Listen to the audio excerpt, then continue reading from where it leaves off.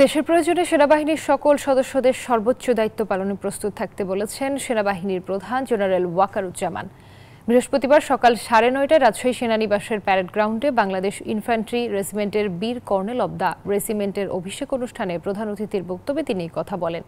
তিনি জানান, সেনাবাহিনীর অন্যান্য রেজিমেন্টের মতো ইনফ্যান্ট্রি রেজিমেন্টকেও আধুনিক ও শক্তিশালী করে গড়ে তোলা হবে। এর আগে প্যারেড গ্রাউন্ডে প্যারেড পরিদর্শন করেন সেনাপ্রধান। এরপর সেনাপ্রধানকে কর্নেল অব দ্য রেজিমেন্টের পদক পরানো হয়। হে বিজয়ী বীর, নবজীবনের প্রাতে অনুরোধ।